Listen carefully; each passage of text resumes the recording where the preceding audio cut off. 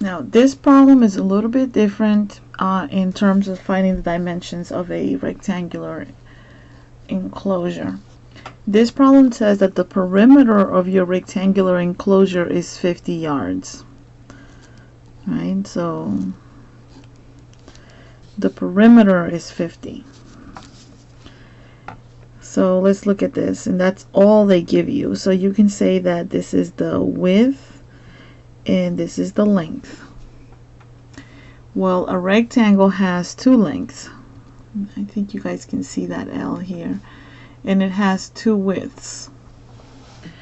So the perimeter is going to be W plus W, or 2W, two widths plus two lengths equals 50. And the trick here is to get rid of these 2's. So we're going to divide both sides by, every single term by 2. So now here we have a W plus an L equals a 25. And then what we want to do is we want to get the length in terms of W. The width in terms of the length. So we're going to subtract the length from both sides. So we have that W equals 25 minus L. Alright, so another way of saying the width is 25 minus L. Alright, part A, we have to write an equation that models the area of the rectangle. Well, area of a rectangle is length times width. Length is L, and the width is 25 minus L. If you multiply the L, L times 25 is 25L. L times negative L is negative L squared. And the last thing you have to do here is you can swap these. Okay? Let's put basically put it in standard form. This term goes first, and this term goes second. This is something that you can use to model.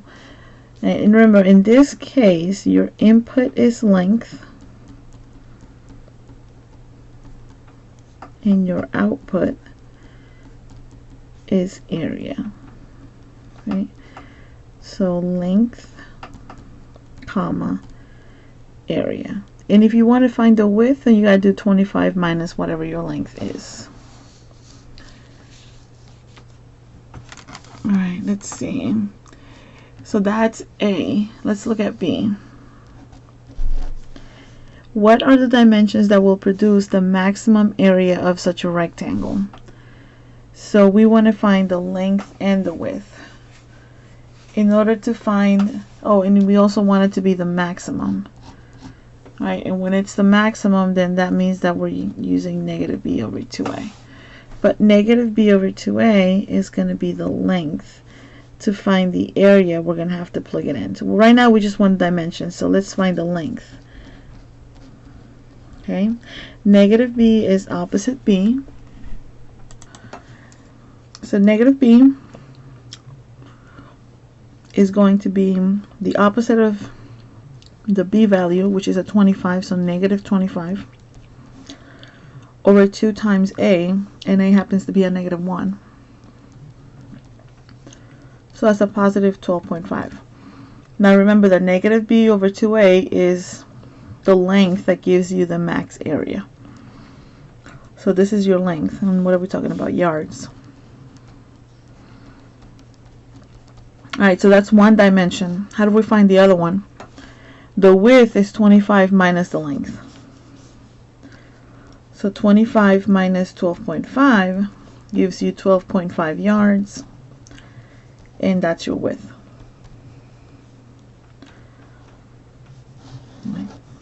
So it's a 12.5 by 12.5.